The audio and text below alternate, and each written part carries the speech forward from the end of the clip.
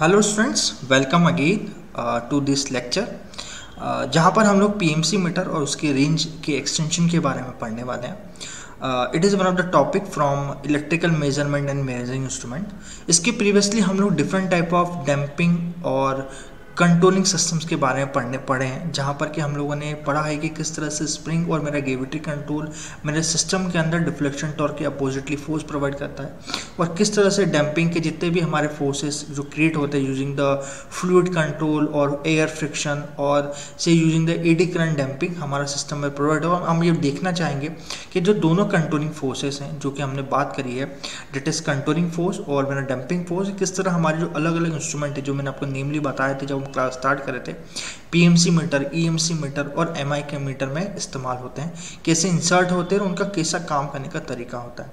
So let's start with PMC meter is range extension. तो हम जब deflections, different type of deflection systems की बात कर रहे थे, तो हम लोग ने बात की थी permanent magnet type moving coil की, पीएमसी मीटर की, और वन ऑफ द मेथड की बात की थी जिसको हम बोलते हैं ईएमसी मीटर।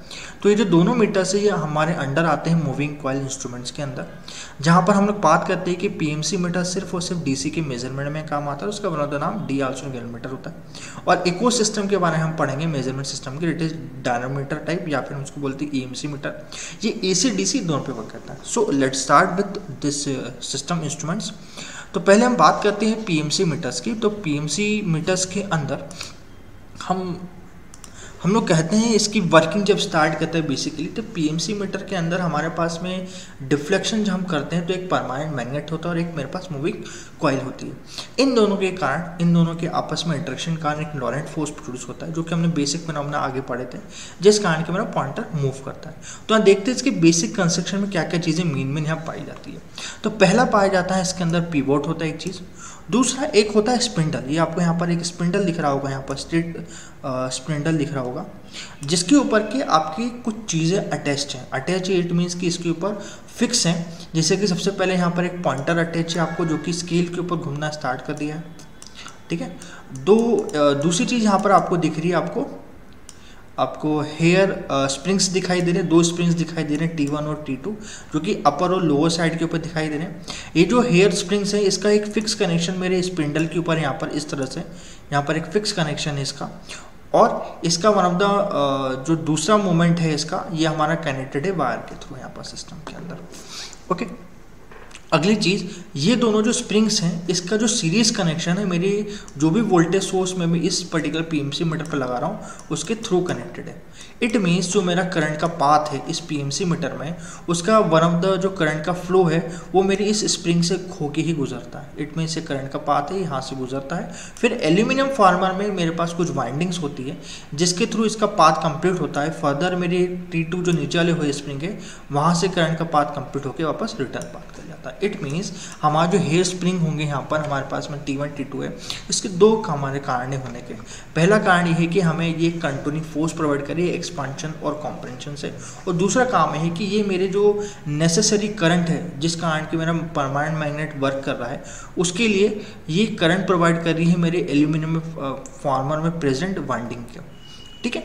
तो यहाँ से एक और चीज़ आपको मालूम पड़ी कि मेरे जो एल्यूमिनियम फॉर्मर आपके पास में है, यहाँ पर इसके अंदर आपकी वाइंडिंग्स लपेटी जाती है, ठीक है। तो आपने जैसे इंडक्शन मोटर का प्रिंसिपल पढ़ा हो तो ये वैसे ही है। एल्यूमिनियम फॉर्म नथिंग बट जो आर्मेचर, इस आर्मेचर का काम ये होता है कि आउटपुट प्रोवाइड करे। तो यहाँ पर आपको फोर्स के रूप में या टॉर्क के रूप में एक फोर्स प्रोवाइड करे जिस कारण कि ये मेरा एल्यूमिनियम फॉर्मर मोशन करेगा। तो aluminium former as a core के रूप में आपका प्रेजेंट है, जिसके ऊपर की आपकी वाइंडिंग कुछ लपेटी हुई है। इसका एक सिरा आपके T1 पे अटैच है और दूसरा सिरा आपके T2 पे अटैच है आपके यहाँ पर, ओके। और जो एल्यूमिनियम कोर है ये आपके लेमिनेटेड टाइप है ताकि इसके अंदर आपके सिस्टम के अंदर एडी करंट लॉसेस ना हो, ओके। अगली चीज़, यहाँ पर हमारे पास एक परमानेंट मैग्नेट्स है जो कि आपके नेसेसरी फिक्स मैग्नेटिक फील्ड के लिए काम आ रही है नॉर्थ पोल और साउथ पोल के फॉर्म के अंदर, ओके। ये कंस्ट्रक्शन के वन ऑफ द पार्ट्स है। और लास्ट बट नॉट लिस्ट, ये जो मेरा स्पिंडल है ये अटैच्ड है मेरे पर्टिकुलर पिवोट पे। इट मीन्स आप समझ सकते हैं कि मेरा जो एक हैंडल है, एक जो पर्टिकुलर, इसको इस तरह समझ सकते हैं कि इन केस कभी लॉरेंट फोर्स की बात करें तो एक मेरी मैग्नेटिक फील्ड है जो नॉर्थ और साउथ के बीच में जा रही है। एक करंट फ्लो कर रहा है मेरे एल्यूमिनियम फॉर्मर में प्रेजेंट वाइंडिंग के अंदर, जो कि सर्कुलेटली क्लॉकवाइज घूमना स्टार्ट कर दिए। तो जिस कारण क्या होगा, एक लॉरेंट फोर्स प्रोड्यूस होगा इस एल्यूमिनियम फॉर्मर पे, जिसको इस एल्यूमिनियम फॉर्मर को या तो एक क्लॉकवाइज डायरेक्शन या एंटी क्लॉक डायरेक्शन में घुमाने का कोशिश करेगी।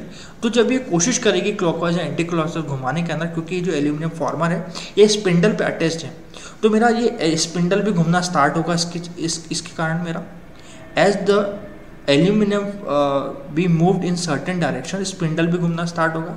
और इस स्पिंडल पे अटैच स्प्रिंग है, तो क्योंकि मेरा स्पिंडल किसी एक डायरेक्शन के अंदर घूमना स्टार्ट कर दे रहा है, तो मेरा जो स्प्रिंग है ये एक्सपांड होना स्टार्ट हो जाएगा। T1 और T2 दोनों एक्सपांड होना स्टार्ट है, इट मीन्स ये कंटूरिंग फोर्स लगाना स्टार्ट हो जाएंगे। अब क्योंकि मेरा स्पिंडल किसी डायरेक्शन में घूम रहा है, तो जो पॉइंटर है जो कि इस पर अटैच फिक्स डायरेक्शन में है, तो वो भी किसी एंगल की तरफ घूमना स्टार्ट हो जाएगा। तो इस तरह से इसकी वर्किंग हम बताते हैं हमारे स्पिंडल पे अटैच जितनी भी चीज़ें हैं, पॉइंटर, स्प्रिंग या एल्यूमिनियम फॉर्मर की। अब ये जो मेरा स्पिंडल है ये एक चीज़ पर अटैच है जिसको बोलते हैं पिवोट। पिवोट इसको एक पर्टिकुलर फिक्स स्टेज प्रोवाइड कर रहा है अपने आसपास घूमने के लिए।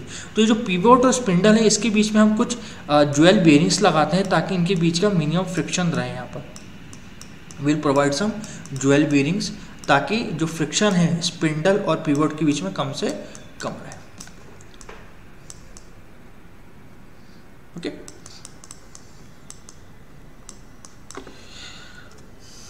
नेक्स्ट चीज़ ये it is a cut section है जिसको आप देख सकते हो T1 और T2 आपके पास में कुछ यहाँ पर सर्टेनली आपके सिस्टम के अंदर स्प्रिंग है यहाँ पर T1 और T2। ओके, और इसके पास में आपके पास ये एल्यूमिनियम फॉर्मर है जिसके ऊपर कुछ आपकी वाइंडिंग लपेटी गई है यहाँ पर सिस्टम के अंदर। और ये जो आपका पर्टिकुलरली आपको ये दिखाई दे रहा है स्पिंडल, इसके ऊपर आपका पॉइंटर भी अटैच है एल्यूमिनियम का, स्प्रिंग भी अटैच है और आपका एल्यूमिनियम फॉर्मर भी अटैच है सिस्टम के अंदर। ओके, और यहाँ एक और चीज़ बहुत ही अच्छी चीज़ है जो समझने की आपको यहाँ पर है कि आपका जो यहाँ पर आप मैग्नेटिक पोल्स यूज़ कर रहे हो, ठीक है, वो असल में हम इस्तेमाल करते हैं arc type. We will use the arc type magnetic poles. We will use magnetic इसलिए हम इस्तेमाल करते हैं क्योंकि जो हमारा जो एल्यूमिनियम फॉर्मर होता है ना बेसिकली आपके सिलेंड्रिकल फॉर्म के अंदर होता है, और हमें चाहते हैं कि जो मैग्नेटिक फील्ड इस सिलेंड्रिकल एल्यूमिनियम फॉर्मर को मिलना चाहिए वो क्या मिलना चाहिए, इसकी एयर गैप जो मेरा जो मैग्नेटिक पोल है जो एल्यूमिनियम फॉर्मर है इनके बीच की एयर गैप असल में हम चाहते हैं कि कॉन्स्टेंट मिले। Okay, it will B constant in nature. तो हम क्या करते हैं यहाँ पर कर्व टाइप करते हैं ताकि इसके जो टिप है, पोल टिप है, आखिर जो कॉर्नर है और जो मिडिल का कॉर्नर है, कहीं पर भी एयर गैप के अंदर कोई भी अनडिस्ट्रीब्यूटेड मैनर के अंदर ना एयर गैप हो आपकी, ये हमें यूनिफॉर्म मैनर के अंदर हो। कभी आपने शैम्फर्ड टाइप या फिर फ्लैट टॉप कभी आपने यहाँ पर मैग्नेटिक पोल्स का इस्तेमाल किया है, तो यहाँ पर आप देखोगे तो क्या होगा, आपकी जो पोल टिप है वहाँ पर एयर गैप बहुत ज़्यादा होगा और आपका जो मिडिल का पोर्शन है वहाँ एयर गैप की वैल्यू कम हो जाएगी। इट मीन्स आपका जो एयर गैप है वो क्या है, वो यूनिफॉर्मली डिस्ट्रीब्यूट नहीं होता है सिस्टम का, जिस कारण कि हम लोग असल में बात करते हैं मैग्नेटिक पोल की to be in the curve shaped और आर्क टाइप पोल की हम लोग बात करते हैं सिस्टम के अंदर। ओके, अगली चीज़ हम लोग बात करते हैं कि हमारा जो कोर है जिसको हम बोलते हैं एल्यूमिनियम फॉर्मर, ये हमारा सॉफ्ट आयरन का बना होता है। ओके, और सॉफ्ट आयरन के अंदर बना होता है, जिससे हम आपको मैग्नेटिक पोल के बारे में बात करते हैं। Magnetic pole always been form of your arc type और रेडियल फॉर्म के अंदर बना होता है ताकि थ्रू आउट हमें एक जैसे मैग्नेटिक फील्ड सिस्टम में मिल सके। One of the 1D diagram यहाँ पर आप लोग देख सकते हो जहाँ पर कि आपको वन ऑफ द यहाँ पर बेसिकली हम तो अभी आपको बोल रहा था कि हमने सिर्फ स्प्रिंग टाइप इस्तेमाल किया, तो कभी कभी आपके PMC मीटर में बैलेंस VD भी आपको इस्तेमाल कर लेते हैं, मगर वैसे हम उसको इस्तेमाल यहाँ पर हम जो बात करते हैं कंट्रोलिंग फोर्स की, ठीक है, यहाँ पर हमें कंट्रोलिंग फोर्स प्रोवाइड की जाएगी स्प्रिंग के थ्रू। ओके, और जब हम डैम्पिंग कंट्रोल की बात करते हैं यहाँ पर सिस्टम के अंदर, तो यहाँ पर एडी करंट डैम्पिंग का इस्तेमाल किया जाएगा। क्यों एडी करंट डैम्पिंग का इस्तेमाल किया जाता है, आपके पास में एक मैग्नेटिक फील्ड है जिसके अंदर कि आपका एल्यूमिनियम फॉर्मर घूम रहा है, जिस कारण की ये जो कोर है इसके अंदर आपकी क्या होगी, यहाँ पर कुछ EMF जनरेट होगा, जिस कारण की करंट के कारण ये जो मेरा ये जो डायरेक्शन जिस डायरेक्शन में घूम रहा है मेरे एल्यूमिनियम फॉर्मर उसका अपोजिशन फोर्स प्रोवाइड होगा due to this damping force. तो यहाँ पर एडी करंट डैम्पिंग हमें मिलती है PMC मीटर में, कंट्रोलिंग फोर्स स्प्रिंग कंट्रोल से दिखाई देता है आपको। ओके जब हम इसकी पीएमसी मीटर की वर्किंग की बात करें तो पीएमसी मीटर की वर्किंग डायरेक्टली रिलेट करती है हमारे लॉरेंट फोर्स से, जहाँ पर हम कहते हैं कि हमारे पास में करंट कैरिंग कंडक्टर, कभी उसे हम किसी मैग्नेटिक फील्ड में रखें तो एक फोर्स एक्सपीरियंस करेगा और उसकी जो डायरेक्शन है, जिस डायरेक्शन उसे घूमना है, वो बताएगा फ्लेमिंग लेफ्ट हैंड रूल। और हम लोग जानते हैं कि Fleming left hand rule basically motor के प्रिंसिपल बेस होता है, जहाँ पर कि हमारे जो इनपुट्स होते हैं वो फील्ड होता है, इट इज मैग्नेटिक फील्ड जो आप प्रोवाइड कर रहे हो, और जो करंट आपके करंट कैरिंग कंडक्टर के अंदर है। कभी इन दोनों आपके पास में है, इट मीन्स आपका जो करंट कैरिंग कंडक्टर है कभी किसी मैग्नेटिक फील्ड को कट कर रहा है, तो एक फोर्स वो फील करेगा जिसको हम लॉरेंट फोर्स कहते हैं। उसकी डायरेक्शन हम लोग बता सकते हैं, जो हमारा अपर थंब है आउटपुट के रूप में हम बता सकते हैं किस तरह उसका मोशन होगा using the Fleming left hand rule. Okay, now talking about the working of let us discuss D'Arcinval movement. The PMMC, or permanent magnet moving coil movement,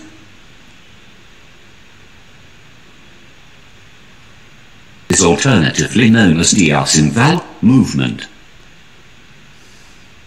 Because this type of movement was invented by D'Arcinval.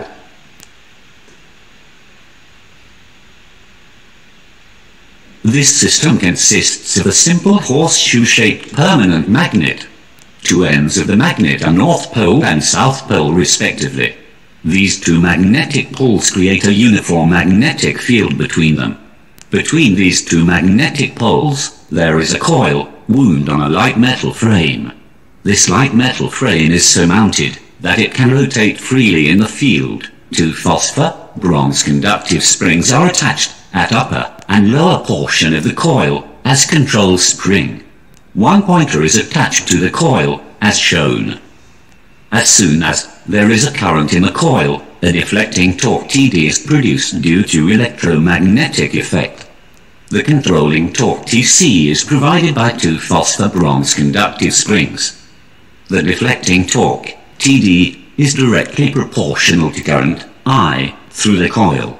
The controlling torque Tc is directly proportional to deflection of the pointer theta. At equilibrium, torque Td equals to torque Tc.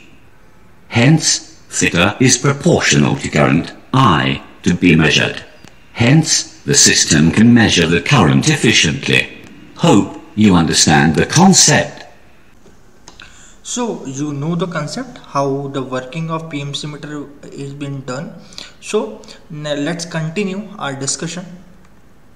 As you see how the deflection torque being produced, it is a very genuine way to give you मैंने basically इसके पहले आपको कहा था कि magnetic field सीधे straight line में मेरी फ्लो होती है, मगर बेसिकली हम जब प्रैक्टिकली हम बात करेंगे आगे आपकी मशीन्स के अंदर, तो due to this magnetic field, कभी आप राइट हैंड थंब रूल लगाते हैं तो जो आपको जो पी साइड आपको दिख रही है, क्यू साइड दिख रही है आर्मेचर के अंदर आपको, तो डॉट साइड के अंदर राइट हैंड थंब रूल में आपको जो थंब है वो अंदर के साइड आप बाहर की तरफ इंसर्ट करो, बाहर की तरफ आपका थंब लो, और जो आपका जो आपकी फिंगर्स हैं उसको आप जब रोटेट करोगे तो आपका जो मैग्नेटिक फील्ड का डायरेक्शन है due to the current flow in this P in Q, जो कि आपके एल्यूमिनियम फॉर्मर है, उसके मैग्नेटिक फील्ड का डायरेक्शन कुछ ऐसा होगा।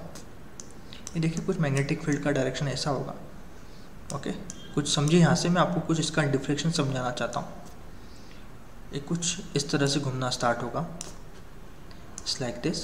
और कभी हम लोग इसी राइट हैंड थंब रूल से कभी हमारे क्यू साइड के ऊपर हमारे जो एल्यूमिनियम फॉर्मर पे कोई कंडक्टर लगा हुआ है उसके अंदर करंट के डायरेक्शन है, इट मीन्स आपका जो थंब है वो अंदर की तरफ जाएगा और फिर आप आपके फिंगर्स के थ्रू आप रोटेट करें तो आपका जो मैग्नेटिक फील्ड के डायरेक्शन है वो कुछ इस तरह रोटेट करेगी। ये मैग्नेटिक फील्ड का डायरेक्शन है due to the conductor in aluminium former. तो देखिए आपका करंट का डायरेक्शन ये आएगा, ये आएगा और ये आएगा, ठीक है, ये उल्टा जा रहा है डायरेक्शन, सॉरी, ये करंट का डायरेक्शन है। तो इस करंट के डायरेक्शन से क्या नुकसान है वो अब हम देखते हैं। What should be the damage should be proceed, इसकी करंट के डायरेक्शन के कारण क्या नुकसान हमारे हो रहे हैं जी हमारे सिस्टम के अंदर, वो देखते हैं हम लोग। सॉरी, करंट का डायरेक्शन जी है ना, करंट का डायरेक्शन जी है।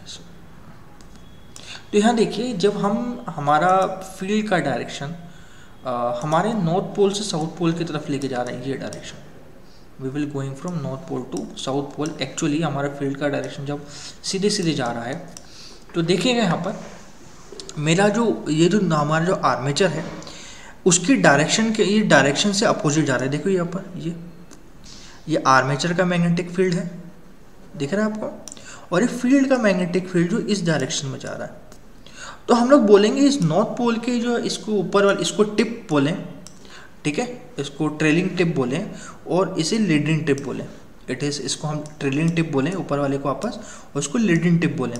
तो बोलेंगे लीडिंग इसके नॉर्थ पोल के ट्रेलिंग टिप में आर्मेचर की जो मैग्नेटिक फील्ड है और जो मेरी नॉर्थ पोल की जो मैग्नेटिक फील्ड है आपस में कैंसिल आउट हो जाती है, जिस कारण के आप देखोगे इस पर्टिकुलर ट्रेलिंग टिप के अंदर आपको मैग्नेटिक फील्ड बहुत ही कम दिखाई देगी आपको, because the magnetic field due to the आपके जो आर्मेचर में जो वाइंडिंग है उसके मैग्नेटिक इसके मैग्नेट आपस में क्रॉस कर रही है, एक दूसरे को आपस में एक दूसरे कैंसिल आउट कर रही है। मगर कभी आप नीचे की डायरेक्शन में देखोगे, ये देखो नीचे की तरफ जा रहा है डायरेक्शन आर्मेचर, इसकी आर्मेचर की वाइंडिंग का, इट मीन्स इसका सपोर्ट कर रही है, इसको क्या कर रही है, सपोर्ट कर रही है। तो इस कारण आप देखोगे इसकी जो मैग्नेटिक फील्ड है आपको ज़्यादा इसकी जो डेंसिटी है नॉर्थ पोल की डेंसिटी आपको नीचे की तरफ दिखाई देगी। ओके, तो आप कहोगे कि लीडिंग आपकी जो लीडिंग टिप है आपके नॉर्थ पोल की वहाँ पर मैग्नेटिक डेंसिटी आपको ज़्यादा दिखाई देगी।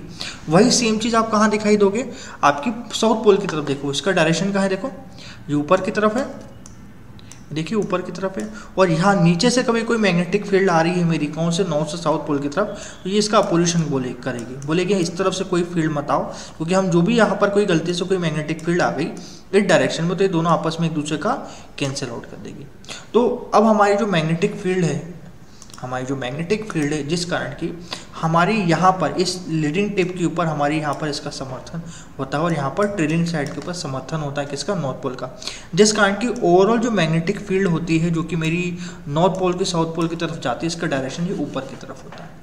ओके, सो मैग्नेटिक फील्ड का डायरेक्शन अभी हमारे पास में क्या है, ये ऊपर से नीचे की तरफ है, और मेरा जो करंट का डायरेक्शन है कभी डॉट और क्रॉस प्रोडक्ट के फॉर्म के अंदर है, तो यहाँ पर हम कभी लॉरेंट फोर्स लगाएं, कभी आपके पास में लॉरेंट फोर्स लगाने का तरीका हो तो यहाँ देखिएगा डॉट प्रोडक्ट है, it means what should B current direction, current की डायरेक्शन हम बात करेंगे तो ये बाहर की तरफ है, ठीक है। आपका लेफ्ट हैंड रूल हमें लेना है, फ्लेमिंग लेफ्ट हैंड रूल लेना है, ये और ये लेफ्ट हैंड रूल हमें लेना है सिस्टम के अंदर, ठीक है।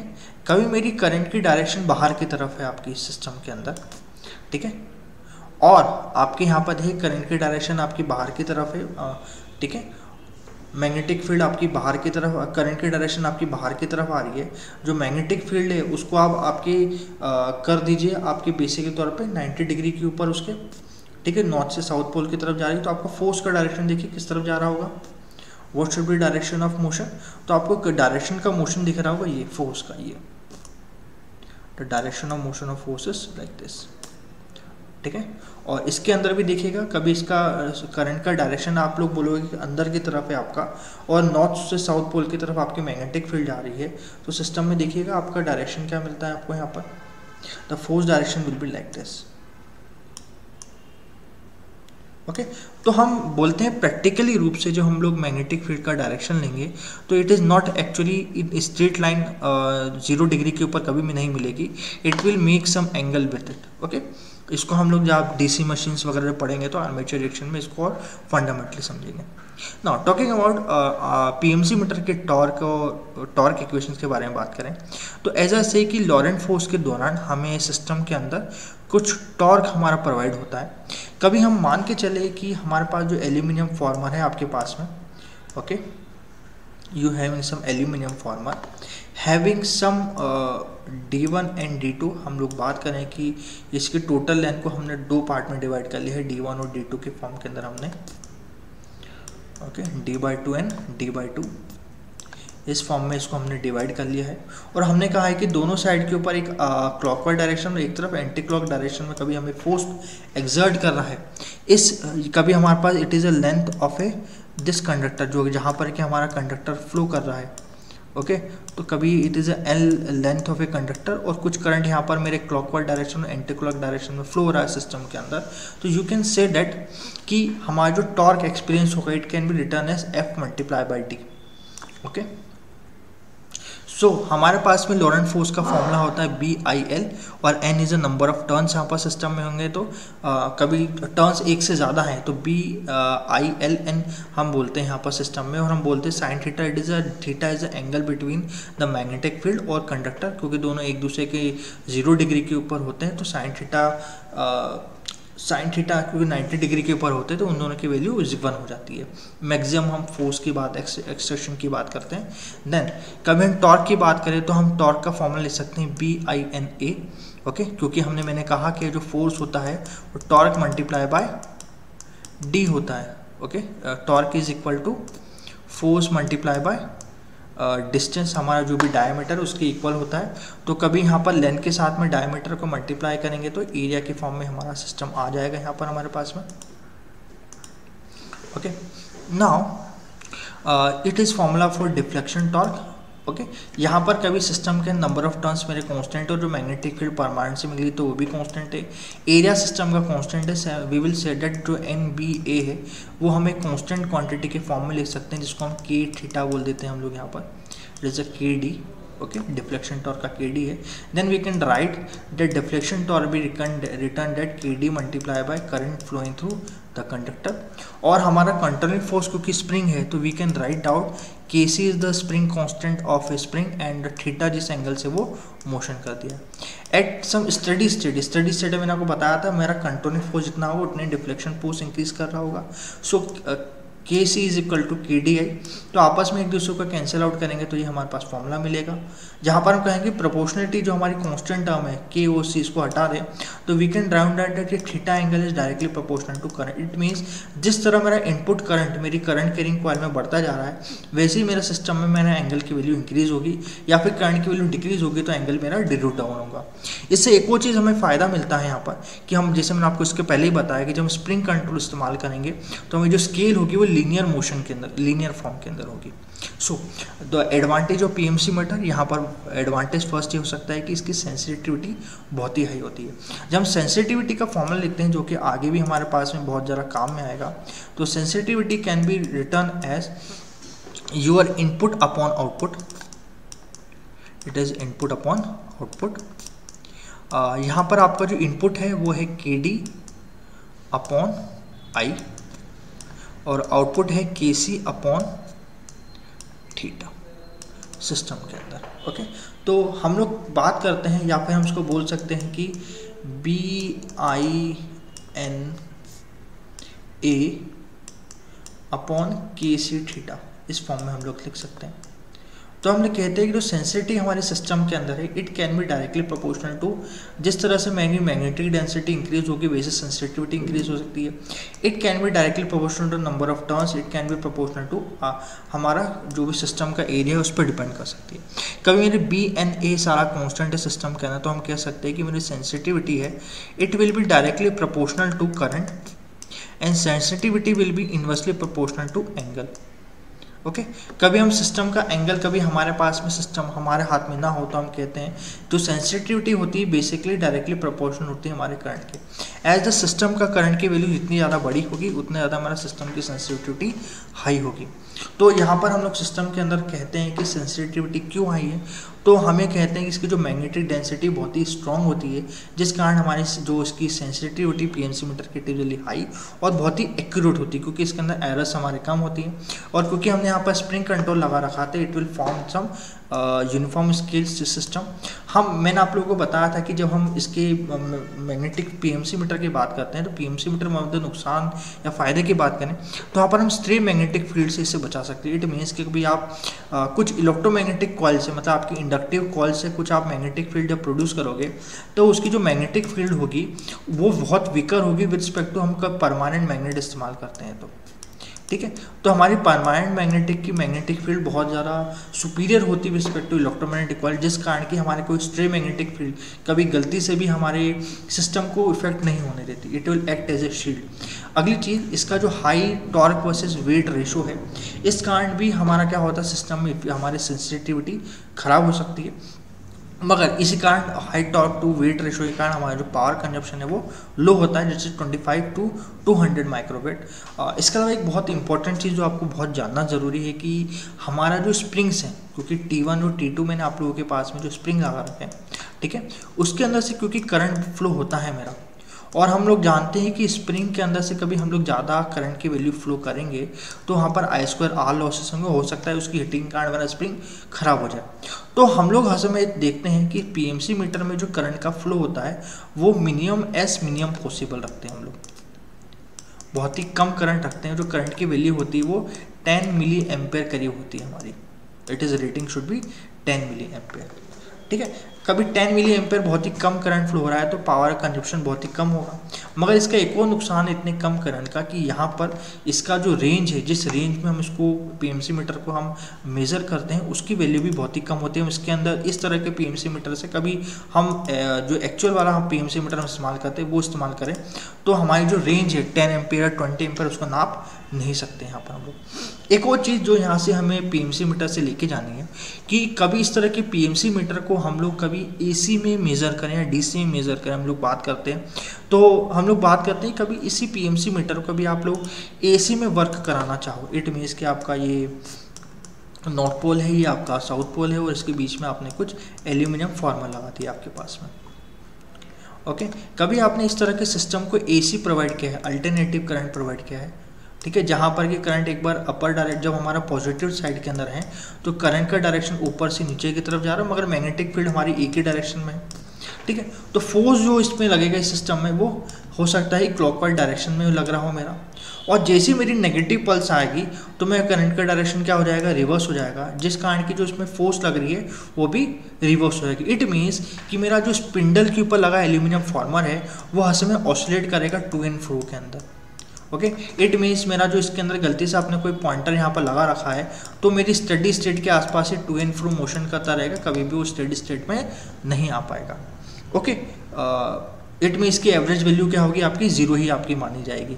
इस कारण की हम लोग कभी भी एसी के अंदर पीएमसी मीटर नहीं इस्तेमाल करते, मगर इसको हम लोग डीसी में इस्तेमाल करते हैं यहाँ पर हम लोग इसे, जहाँ पर कि ये एक ही डायरेक्शन में मोशन करेगा जिस कारण कुछ एंगल के ऊपर हमारा ये सिस्टम वर्क करेगा। इसी रिस्पेक्ट में हम लोग एक ही चीज़ बात करते हैं, कभी आपके पास में रेक्टिफायर आउटपुट है, आपके पास फुल वेव रेक्टिफायर का आउटपुट है, ठीक है, और इस तरह के फुल वेव रेक्टिफायर का आउटपुट आपने कभी पीएमसी मीटर को मेज़र करने के लिए दिया है तो what should be the value जो कि हम मेज़र करेगा। तो हम लोग ध्यान देना जब भी इस तरह की हम लोग बात करते हैं कि पीएमसी जो हाफ फुल वेव रेक्टिफायर का आउटपुट है वो पल्सेटिंग आपको डीसी प्रोवाइड करता है, it is pulsating DC, okay. It means आपका यहाँ पर जो आउटपुट प्रोवाइड होगा इस तरह के सिस्टम में वो हर समय एवरेज वैल्यू प्रोवाइड करता है। तो नोट डाउन करिएगा कहीं पर कि पीएमसी मीटर में जब भी हमें आउटपुट मिलता है तो जो भी आप सिग्नल दोगे उसकी एवरेज वैल्यू हमें मिलती है। इट मीन्स पल्सेटिंग डीसी का फुल वेव दिया है तो आपको यहाँ पर सिस्टम में 2 पाई आपको मिलेगा वैल्यू, 2 पाई वी मैक्सिमम की वैल्यू आपको कुछ यहाँ पर मिलेगी आपको, ठीक है। इट मीन्स एसी का एवरेज वैल्यू कितनी होती है, जीरो होती है, तो यहाँ पर एवरेज वैल्यू आपको जीरो मिलेगी। कभी स्क्वायर वेव फॉर्म है तो आप स्क्वायर वेव फॉर्म को अपनी तरफ से देख सकते हैं कि इसकी एवरेज वैल्यू कितनी होगी। तो ध्यान रखिएगा पीएमसी मीटर आपकी एवरेज वैल्यूज नोट करता है, ठीक है। तो हम इसके ऊपर कुछ न्यूमेरिकल्स करेंगे आपकी जब भी आपका ट्यूटोरियल हो उसका। तो सेकंड बात, व्हाट आर द डिसएडवांटेज, जैसे मैंने बताया कि ये एसी पे वर्क नहीं करता, सिर्फ डीसी पे वर्क करता है। दूसरी चीज़ ये बहुत ही एक्सपेंसिव होता है with respect to MI meter, because के जो परमानेंट मैग्नेट्स होते हैं they are very expensive enough, okay. Third चीज़, जैसे मैंने आपको इसके पहले ही बताया, जब हम स्प्रिंग कंट्रोल की बात करें तो हमारा स्प्रिंग क्या करता है, डिटोरेट होता है अपने आप में, और परमानेंट भी डिटोरेट होता है, जिस कारण की समय आने के ऊपर इसका जो ओवरऑल जो हम बात करते हैं कि हमारा ड्रिफ्ट जो होता है या फिर हम बात करते हैं डीसी ऑफसेट होता है वो कुछ शिफ्ट होने लगता है, जिस कारण के हमारा एरर प्रोड्यूस करता है। इसके अलावा हमारी जो वायरिंग इस्तेमाल होती है इस तरह की पीएमसी मीटर में बहुत ही थिन और लाइट वायर होती है, जिस कारण की बहुत ही कम करंट फ्लो होता है, जिस कारण की बोलते हैं करंट कैरिंग कैपेसिटी बहुत कम है, जिस कारण की low torque to weight ratio system के अंदर। तो मैंने बताया था 100 मिली एम्पेयर की इसकी कैपेसिटी होती है, ओके। तो इस पर्टिकुलर कैपेसिटी को बढ़ाने के लिए हम एक वर्ड का इस्तेमाल करते हैं, इसको बोलते हैं रेंज ऑफ एक्सटेंशन। हम हमारी अमीटर की जो 100 मिली एम्पेयर रेंज है उसको हम एक्सटेंड करें। बिफोर दिस हम कुछ चीज़ें यहाँ पर कंप्लीट करेंगे। सो पहले हम बात कर ले पीएमसी मीटर के कुछ एरर्स के बारे में। सबसे पहले बात करते हैं फ्रिक्शन एरर के बारे में। तो हमारे जो फ्रिक्शन एरर है उसके बारे में जब आपको मैंने कंस्ट्रक्शन स्टार्ट किया तो मैंने कहा था फ्रिक्शन जब होगा तो फ्रिक्शन एक ही जगह से आपको मिल सकता है। जब आपका जो पिस्टन है, ठीक है, और आपका जो पर्टिकुलर पिवोट है और स्पिंडल है, उसके बीच का जो आपका मूवमेंट है, कभी उस मूवमेंट में कभी आपका फ्रिक्शन नहीं हो रहा है तो पूरे इंस्ट्रूमेंट में कहीं आपको फ्रिक्शन नहीं दिखाई देगा। तो हम उस फ्रिक्शन को कम करने के लिए ज्वेल बेरिंग देते हैं, जिसका हम बोलते हैं फ्रिक्शन एरर बहुत ही कम होता है हमारे पीएमसी मीटर में। दूसरी बात करते हैं कि टेम्परेचर एरर। जस्ट हमारा किसी भी सिस्टम में टेम्परेचर की एरर मौजूद होगी, क्योंकि जैसे जैसे सिस्टम में करंट बढ़ेगा I2R लॉसेस होंगे। मगर हम जैसे मैं आपको कह रहा हूँ कि करंट की वैल्यू बहुत ही कम हुई है तो सिस्टम के अंदर टेम्परेचर कम बढ़ेगा। और दूसरी चीज़, टेम्परेचर एरर भी होगा तो कहाँ कहाँ होगा, इट मीन्स आपका जो भी यहाँ पर रेजिस्टिव एलिमेंट है they are been proportional to sum of the temperature error, जिसको हम बोलते हैं कि ये हमारे टेम्परेचर कोफिशिएंट पे डिपेंड करती है, डेल टी पे डिपेंड करती है, हमारे rate of change of current पे। तो हम बोलते हैं कि हमने यहाँ पर इस तरह का कोई भी इंस्ट्रूमेंट नहीं लगाया कि जो कि हमारे टेम्परेचर एरर पर डिपेंड करें। मगर फिर भी हम लोग देखते हैं कि हमारी जो वाइंडिंग लगाई है हमने हमारे एल्यूमिनियम फॉर्मर पे, वो उसका वाइंडिंग का अपना कुछ रेजिस्टेंस है और जिस कारण के टेम्परेचर आने पे वो अपना कुछ ना कुछ वेरिएशन देगी या कुछ एरर देगी अपने इंस्ट्रूमेंट पे। उसको ठीक करने के लिए आगे हम लोग बात करेंगे, हम लोग स्वैम्पिंग रेजिस्टेंस का इस्तेमाल करते हैं इस तरह की चीज़ को दूर करने के लिए। We will use a swamping resistance in series with R meter, ठीक है, जिस कारण की ओवरऑल एरर हमारी टेम्परेचर की कम हो जाती है। इसके अलावा फ्रिक्वेंसी का एरर तो होता ही नहीं, क्योंकि हम लोग डीसी पर वर्क कर रहे हैं तो डीसी की फ्रिक्वेंसी 0 होती है। अगली बात करते हैं हिस्टैरिसीस एरर की।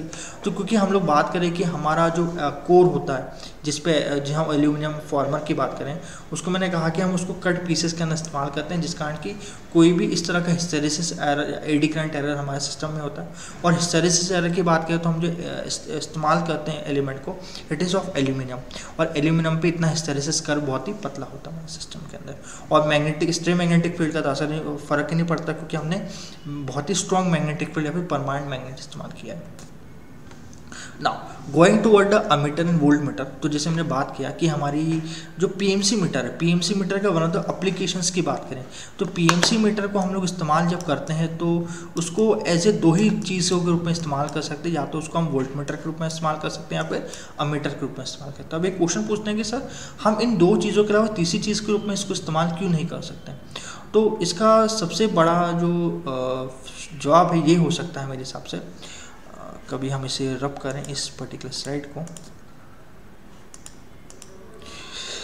Okay, I will have some clean slide. तो यहाँ पर आप देखेंगे किसी भी इंस्ट्रूमेंट के अंदर आप लोग मेरे पास कई क्लीन स्लाइड है, या दिस इज क्लीन स्लाइड। तो यहाँ देखेंगे जब भी आपके पास में ये समझ लिया आपका ये एल्यूमिनियम फॉर्मर है और ये आपके पास में इसकी स्प्रिंग से कुछ आपका एक डायरेक्शन करंट का ये और करंट का डायरेक्शन ये, ओके, और ये आपके परमानेंट मैग्नेट है नॉर्थ और साउथ पोल के, जो कि फिक्स डायरेक्शन लगे हुए। तो मुझे बताइए, कभी मुझे सिस्टम के अंदर वोल्टेज को मेज़र करना होगा, इट मीन्स कि मेरा एक सर्किट है जहाँ पर कि एक वोल्टेज सोर्स लगा हुआ है, ओके, यहाँ पर मेरे पास में रेजिस्टेंस है और ये मेरे पास में एक रेजिस्टेंस है। इसके अक्रॉस मुझे कभी वोल्टेज मेज़र करना हो तो मेरे पास दो नोड्स होगी, एक ये नोड और एक ये नोड। तो हो सकता है एक नोड में यहाँ कनेक्ट कर दूँ और इसकी नोड एक यहाँ कनेक्ट कर दूँ, और इस दोनों नोड से जो भी मेरा करंट का या फिर वोल्टेज की वैल्यू आ रही है वो इस पर्टिकुलर मेरे एल्यूमिनियम फॉर्मर में जाए और यहाँ से करंट जो भी सर्कुलेट हो रहा है उस कारण यहाँ पर मेरी जो भी पॉइंटर है वो मेरा मेज़र कर दे कितना सिस्टम में वोल्टेज है। सेम चीज़ हम इफेक्ट बता सकते हैं कि सेम चीज़ हो सकता है मेरे अमीटर के केस के अंदर, जहाँ पर कि मेरे पास में दो नॉब्स हैं। कभी यहाँ पर इसी केस के अंदर हम आगे कंटिन्यूशन करें कि मेरा एक रेजिस्टेंस है जिसके अक्रॉस मुझे चाहिए कि कितना रेजिस्टेंस सर्किट घूम रहा है, तो हम क्या कर सकते हैं उसको सीरीज़ में कर सकते हैं। हमारे पास इतने दो ही पॉइंटर, क्योंकि नॉर्थ और साउथ पोल जो मेरे पास है फिक्स है, इसको हम कहीं भी चेंज नहीं कर सकते। इट मीन्स कि हमारा जो पीएमसी मीटर है वहाँ पर सिर्फ दो ही नॉब्स होती है करंट की इनकमिंग के लिए, ठीक है। इस कारण कि हम लोग पीएमसी मीटर को सिर्फ वोल्टेज और अमीटर के रूप में इस्तेमाल करते हैं, इसको पावर मेजरमेंट के लिए इस्तेमाल नहीं करते हैं। हम जब पावर मेजरमेंट की बात करते हैं तो वोल्टेज और करंट दोनों की मेजरमेंट की बात करते हैं। इट मीन्स कि आपको एक कॉइल चाहिए होती है वोल्टेज के मेजरमेंट के लिए और एक कॉइल चाहिए करंट के मेजरमेंट के लिए। तो इसके लिए आपको हम इस्तेमाल करेंगे आगे, इसका नाम है एएमसी मीटर। जहाँ बात करोगे जो नॉर्थ पोल आपको जो हम नॉर्थ और साउथ पोल आप लोग जो बना रहे हो उसके ना बात करोगे यहाँ पर एक वाइंडिंग लगाई जाएगी, और एक यहाँ पर वाइंडिंग लगाई जाएगी। तो ये वह जो वाइंडिंग होगी आपकी, ये बेसिकली वोल्टेज मेजर करेगी, और आपके पास में जो ये इस तरह का जो एल्यूमिनियम फॉर्मर है वहाँ से एक कॉइल निकलेगी और कहेगी कि ये आपका करंट का मेजरमेंट कर रही है। It will measure the current and it will measure the voltage. तो इस तरह से हम लोग बात करेंगे आपका जो EMC मीटर है वोल्टेज और करंट को मेजर कर रहा है, और इनके बीच का जो एंगल है उससे हम cos थीटा एंगल को मेजर कर रहे हैं, जिस कारण की हम लोग बात करेंगे पावर का मेजरमेंट करेगी। तो हम EMC मीटर को as a power measurement tool के रूप में काम करते हैं, PMC मीटर को सिर्फ वोल्टेज और करंट के मेजरमेंट के लिए इस्तेमाल आते हैं, मतलब एप्लीकेशंस के रूप में। ओके तो when we talking about current and voltage, तो यहाँ पर एक टर्म आती है, इसको बोलते हैं करंट सेंसिटिविटी। जैसे हमने बताया कि जो सेंसिटिविटी होती है किसी भी अमीटर के अंदर, अभी PMC मीटर में, it is directly dependent upon the how much current is flowing through the system. Okay, consider करें कि एक डी-आर्मस्ट्रांग गैलोमीटर है जहाँ पर कि करंट की सेंसिटिविटी 0.1 मिली एम्पियर है और उसका खुद का इंटरनल रेजिस्टेंस 500 एम्पियर है। तो इस तरह के सिस्टम के अंदर कभी आपसे बोला जाए कि इसका फुल स्केल डिफ्लेक्शन में मैक्सिमम करंट जो कि इसके अंदर से फ्लो हो सकता है वो 0.1 एम्पियर ही होगा। ओके, ये कैसे हम लोग बता सकते हैं? हम लोग उसको इस तरह से बता सकते हैं कि कभी इसकी मीटर की रेंज, इट मीन इसका मैक्सिमम करंट का जो फ्लो है 0 से 1 एम्पियर है। ओके, तो और कभी इसकी रेजिस्टेंस के लिए 500 है, तो हम इसमें एक और चीज़ पता कर सकते हैं कितना वोल्टेज है मेजर कर सकते। इट मीन्स कि हम किसी अमीटर को वोल्टेज के अंदर भी कन्वर्जन कर सकते हैं, एज ए वोल्ट मीटर के रूप में भी कन्वर्जन कर सकते हैं सिस्टम के अंदर। सो let's start with ammeter, how the ammeter will be work. तो ध्यान रखिएगा सबसे पहले जो आपको कि अमीटर होता है वो सीरीज कनेक्शन में ही करा जाता है, ताकि हम लोग चाहते हैं कि मैक्सिमम करंट जो भी सर्किट का हो उसमें से फ्लो हो। इट मीन्स हम चाहते हैं कि मैक्सिमम करंट हमारे कहाँ से फ्लो हो, हमारे मीटर से फ्लो। कभी मीटर से मुझे करंट को फ्लो कराना है, इट मीन्स करंट की वैल्यू मुझे इन्फाइनाइट चाहिए अपनी मीटर का क्रॉस, और वोल्टेज की वैल्यू क्या चाहिए यहाँ पर मुझे 0 चाहिए सिस्टम में। तो ये किस तरह का सिस्टम हुआ मेरा, ये बताइए आप लोग। ये सिस्टम हुआ आपका short circuit connection. It means जो हम लोग चाहते हैं कि मीटर के अंदर जो रेजिस्टेंस की वैल्यू हो उसकी क्या वैल्यू क्या हो, it will B infinite, it will B 0।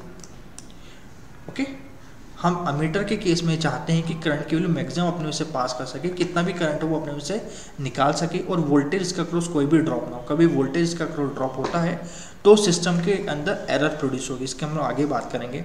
It means हम चाहते हैं कि ये जो अमीटर है इसे शॉर्ट सर्किट पे काम करें, जहाँ पर इसकी रेजिस्टेंस की वैल्यू 0 हो, मगर प्रैक्टिकली इससे संभव नहीं होता, जिस कारण के हम बोलते हैं कि अमीटर के अंदर बहुत ही मिनिमम रेजिस्टेंस होता है। ओके, कभी रेजिस्टेंस की वैल्यू आपको बहुत मिनिमम चाहिए, तो आपका जो फॉर्मूला होता है R = ρL/A। तो मुझे बताइए क्या क्या फीचर्स होना चाहिए मेरे अमीटर के पास में, कभी बहुत ही कम मुझे रेजिस्टेंस चाहिए। तो कभी रेजिस्टेंस की वैल्यू आपको मिनिमम चाहिए, बहुत लो चाहिए, तो सबसे पहली बात होती है कि लेंथ को तो आप कुछ कर नहीं सकते हैं कि कितनी लेंथ के ऊपर जाएगा। Length will be dependent upon कि आपका वायर की क्या लेंथ है। It will be depending upon the diameter, कि आपका सिस्टम का एरिया कितना, एरिया ऑफ क्रॉस सेक्शन कितना है। R is inversely proportional to 1/A। तो हम बोलते हैं कहीं मिनिमम रेजिस्टेंस चाहिए, इट मीन्स लो रेजिस्टेंस की वैल्यू चाहिए, तो इसकी डायमीटर की वैल्यू आपको बढ़ानी पड़ेगी। Okay, your diameter value should be increases. तो हम बोलते हैं अमीटर का जो डायमीटर होता है या फिर इसका एरिया ऑफ क्रॉस सेक्शन होता है बहुत ही बड़ा होता है। और दूसरी चीज़, कभी मुझे आर्मेचर के रेजिस्टेंस को, कभी हम लेंथ के वाइज बात करें, लेंथ वाइज बात करें, इट मीन्स कि कितने आपके इसके नंबर ऑफ टर्न्स होना चाहिए उसके रिस्पेक्ट पे बात करें। कहीं मुझे मिनिमम रेजिस्टेंस चाहिए तो एल की वैल्यू भी मुझे बहुत कम चाहिए, लेंथ भी क्या चाहिए मुझे इसकी बहुत कम चाहिए। कभी इसकी लेंथ कम चाहिए, it means number of turns जो होते हैं, हम जब नंबर ऑफ टर्न्स की बात करते हैं यहाँ पर सिस्टम के अंदर, तो नंबर ऑफ टर्न्स को भी हम लोग बहुत ही कम करके रखते हैं, शुड बी लो। तो दो चीज़ें हमें यहाँ पर दिखाई दी गई है अमीटर के केस में। कहीं मुझे मिनिमम रेजिस्टेंस चाहिए ताकि मैक्सिमम करंट अपने में से फ्लो करा सकें, तो हमें इसका जो डायमीटर की वैल्यू है, डायमीटर बहुत ही बड़ा चाहिए हमें, डायमीटर शुड बी हाई।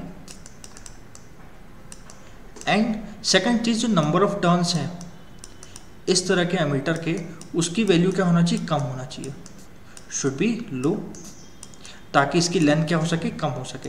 तो दो फीचर आप लोग ध्यान रखिएगा अमीटर के, इसमें डायमीटर इसका हाई होता है और इसका जो नंबर ऑफ टर्न्स होते हैं वो लो होते हैं। ओके,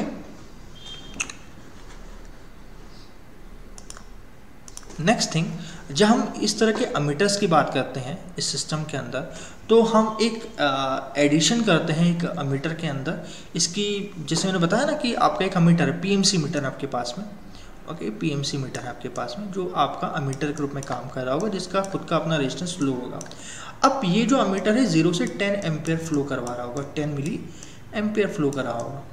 अब मुझे चाहिए इसी मीटर्स के अंदर मुझे 10 एम्पियर का करंट फ्लो कराना है मैक्सिमम रूप से, 10 एम्पियर। इट मीन्स अब ये तो करंट फ्लो नहीं कर सकता, क्योंकि इससे ज़्यादा करंट फ्लो हुआ तो इसके अंदर जो मेरा मीटर है वो ख़राब हो जाएगा।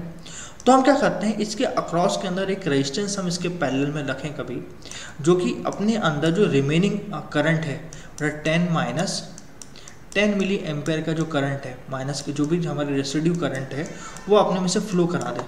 कभी इसको हम बोलें कि हमारा मेजर्ड करंट है जो मीटर के अंदर से जा रहा है, और मेरा जो शंट रेजिस्टेंस है, शंट के अंदर से जो मेरा करंट जा रहा है ISH है, वो बात करें, और I करंट है। तो हम बात करते हैं कि हमारा जो मैक्सिमम करंट है वो कौन से डायरेक्शन से जाना चाहिए, इसके पैरेलल से जाना चाहिए by using your current divider rule. ठीक है, तो हम लोग यहाँ बोलते हैं कि इसकी रेजिस्टेंस कैसा होगा, फिर अभी बताइए। कभी इसके अंदर से मुझे बहुत ही ज़्यादा करंट निकालना है विद रिस्पेक्ट टू मीटर, तो बोलते हैं कि with respect to your meter resistance, कभी मीटर का रेजिस्टेंस RM है तो उसकी रिस्पेक्ट के अंदर जो शंट का रेजिस्टेंस की वैल्यू होती है बहुत ही छोटी होती है। तो हम लोग यहाँ कहते हैं कि we will use the low resistance in parallel with a meter, or this particular meter resistance is such that its value should be lower than your meter resistance, okay, for extension of range। तो यहाँ पर आप लोग देखेंगे इसके range के extension के लिए यहाँ पर कुछ करंट I है, यहाँ पर कुछ शंट का करंट है जो यहाँ से फ्लो हो रहा है सिस्टम के अंदर, ओके। आपकी मैक्सिमम करंट जो इसमें से मीटर में फ्लो हो सकता है, कितना फ्लो हो सकता है, 0.1 हो सकता है, और इसका खुद का अपना रेजिस्टेंस कितना है, 500 ओम का है।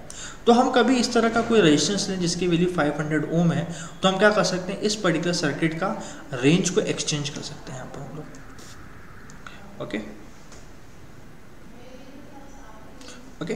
तो यहाँ से कभी एक मल्टीप्लायर फैक्टर हमारा उभर के आता है, डेट इज मल्टीप्लायर फैक्टर की हम लोग बात करते हैं, it is called full scale deflection. It means कि मैक्सिमम करंट कितना जा सकता है मेरे अमीटर से ओरिजिनली रूप से, डिवाइडेड बाय मेरा जो मैंने पैरेलल में रेजिस्टेंस लगाया उसकी वैल्यू कितनी है। तो हम इसको रेंज मल्टीप्लायर भी कहते हैं हम लोग यहाँ पर, फुल स्केल डिफ्लेक्शन अपॉन हमारा मीटर में कितना करंट जा रहा है उसकी वैल्यू बात करते हैं। इसको मैं आपको इस तरह से समझा सकता हूँ मैं आपको इस रेंज मल्टीप्लायर को यहाँ पर मैं n की वैल्यू को यहाँ पर, कि लेट अस अज्यूम कि मुझे मेरा जो मीटर है उसकी maximum current carrying capacity 10 ampere है,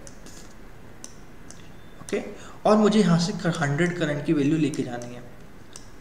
इट मीन 0 से 10 एम्पियर का इसका मीटर का रेंज है, इसकी मैक्सिमम करंट कितना फ्लो कर सकता है, 10 एम्पियर, तो 10 एम्पियर आपका नीचे आएगा, और इसका फुल स्केल डिफ्लेक्शन मतलब मैक्सिमम करंट कितना हमें फ्लो कराना है 100, सो इसका जो मेरा रेंज मल्टीप्लायर होगा इट विल बी 10, ओके। तो इसकी बात करते हैं कि रेंज मल्टीप्लायर हम लोग कहाँ से निकालते हैं। तो सर्किट को ध्यान दीजिएगा अब लोग यहाँ पर, लेट एज्यूम कि आपका जो मीटर है उसका अपना रेजिस्टेंस है RM, और इसमें से फ्लो होने वाला करंट है IM, okay. Then you will consider एक रेजिस्टेंस है जिसको हम बोलते हैं RSH, शंट रेजिस्टेंस है, जो कि हमने इसके पैरेलल में लगाया है इसकी रेंज को एक्सचेंज करने के लिए। जब मेरा फुल स्केल डिफ्लेक्शन, जो कि जिस रेंज को हमें जहाँ तक इसको डिफ्लेक्ट करना है फुल स्केल तक, वो IFG है, तो यहाँ से जो करंट की वैल्यू गुजाएगी it is full scale deflection current multiply by IM, ठीक है। ये करंट यहाँ से घूमना स्टार्ट होगा। तो क्योंकि ये दोनों ब्रांचेस आपस में पैरेलल लगी है, तो इसके अक्रॉस आने वाला जो वोल्टेज है, कभी इसको वोल्टेज V मान के चले तो वोल्टेज शुड बी कांस्टेंट। तो यहाँ पर वोल्टेज ड्रॉप की बात करें तो ऊपर वाली ब्रांच, फर्स्ट वाली ब्रांच मीटर वाली ब्रांच में IM मल्टीप्लाई बाय RM होगा, सेकंड वाली ब्रांच में IFG minus IM into RSH होगा। कभी शंट रेजिस्टेंस की बात करें, कितना रेजिस्टेंस हमें चाहिए उस तरह की डिफ्लेक्शन के लिए, तो यहाँ पर फॉर्मूला हो सकता है RSH equal to IM upon RM IFG minus IM। So we can write down that, कभी इसको हम और मैनिपुलेट करें इस वैल्यू को, तो हम लिख सकते हैं जो शंट रेजिस्टेंस हम जो लेने वाले हैं इसके फुल स्केल डिफ्लेक्शन के लिए it is RM divided by n-1। ये हमारा एक फॉर्मूला क्रिएट हो सकता है यहाँ पर, where n is equal to full scale deflection upon आपकी मीटर की कितनी रेंज थी पहले। ओके, सो एक एग्जांपल लेते हैं, इसको एग्जांपल से समझते हैं। एक मीटर है आपके पास में जिसका इंटरनल रेजिस्टेंस 600 ओम है। इसकी रेटिंग जो फुल स्केल डिफ्लेक्शन की वो 1 मिली एम्पेयर है। तो आप बताइए कि इसको आप 20 एम्पेयर के फुल स्केल के ऊपर कैसे चलाओगे। तो यहाँ से पहले हमें खुद आपको न्यूमेरिकल सॉल्व करके बता देते हैं। तो ये 600 ओम का आपका रेजिस्टेंस है। आपको ये बताना है कि कितना मैं यहाँ पर रेजिस्टेंस दूँ, यहाँ पर मैं what will be the RSH value. ठीक है, जब आपका यहाँ पर 20 एम्पेयर का करंट मुझे फ्लो कराना है और इनिशियली कह रखा है कि इसका जो मैक्सिमम करंट इसमें से फ्लो हो सकता है 10 मिली एम्पेयर ही हो सकता है, सॉरी 1 मिली एम्पेयर ही हो सकता है। तो इसको कैसे करेंगे आप लोग। तो आपको पास जो मैंने फॉर्मूला दिया था कि shunt resistance is equal to आपका 600 आपका मीटर का रेजिस्टेंस है। एन की वैल्यू क्या ली थी मैंने आप लोगों को, 20 डिवाइडेड बाय 1 मिली एम्पेयर, बोलो 10⁻³ हो गया ये आपका। सो ये आपका हो गया 20 × 10⁻³ मतलब 1 2 3 -1। तो यहाँ से जो भी आपकी वैल्यू आएगी इसको सॉल्व करने के बाद that is your shunt resistance, जो कि हम लोग ऐड करेंगे। तो you can do this. Shunt resistance मत भी 19.99 जो कि एम्पेयर करंट आपका लेगा। इट मीन्स कभी 1 मिली एम्पेयर ले रहा है तो बाकी करंट यहाँ से कितना फ्लो होगा, 19.99। Okay, so it will be like this. You can also calculate by 0.03, you can calculate this. Okay, एक और एग्जांपल करके देखते हैं इसे हम लोग। पहले हम लोग इसको फॉर्मूला से कैलकुलेट करेंगे and then will calculate by this. तो एक बार इस क्वेश्चन को आप कैलकुलेट करके देखें।